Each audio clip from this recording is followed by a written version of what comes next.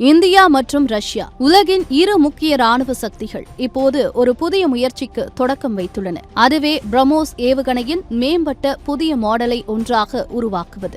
Operation Sindoor மற்றும் பாகிஸ்தானுடனான சமீபத்திய மோதல்களில் இந்தியா பிரம்மோஸ் ஏவுகணையை வெற்றிகரமாக பயன்படுத்தியது. அதன் திறனை நேரில் பார்த்த பின் இந்த ஏவுகணையை இன்னும் மேம்படுத்த வேண்டும் என இந்தியா முடிவு செய்துள்ளது. புதிய மாடல் பிரம்மோஸுக்காக இந்தியா ரஷ்யாவிற்கு முழுமையான தொழில்நுட்ப ஒத்துழைப்பையும் வழங்கியுள்ளது. பேச்சுவார்த்தைகள் ஆரம்பமாகிவிட்டன. முக்கியமாக இந்த ஏவுகணையின் தாக்கும் தூரத்தை 800 கிலோமீட்டர் வரை உயர்த்துவது குறித்தும் ஆராய்ச்சி நடந்து வருகிறது. ஆரம்ப சோதனைகளும் வெற்றிகரமாக முடிந்துள்ளன.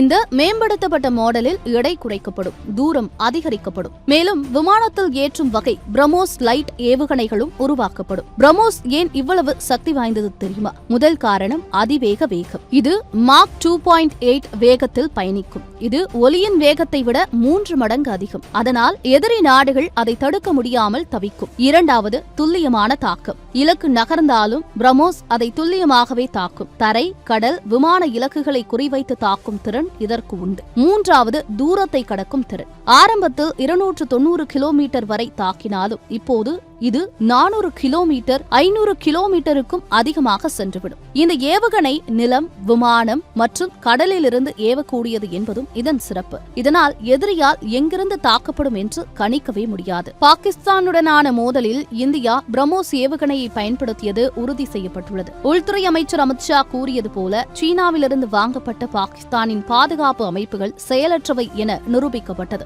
இந்த தாக்குதல் இந்தியாவுக்கு பல்வேறு கோணங்களில் ரியல் டைம் சோதனையாக செயல்பட்டது. பிரம்மோஸின் திறனை நேரடியாக போரில் சோதித்த முதல் சந்தர்ப்பம் இது என கூறப்படுகிறது. விரைவில் எடை குறைந்த சிறிய விமானங்களில் ஏவக்கூடிய பிரம்மோஸ் லைட் ஏவுகணைகளும் வந்து கொண்டிருக்கின்றன. MiG-29, மிராஜ் 2000 போன்ற விமானங்களில் வைத்து இந்தியா எதிரியை துல்லியமாக தாக்கவிருக்கிறது. இந்த விஷயம் இந்தியாவின் ராணுவ துறையில் ஒரு பெரிய திருப்பு முனையாகவே பார்க்கப்படுகிறது.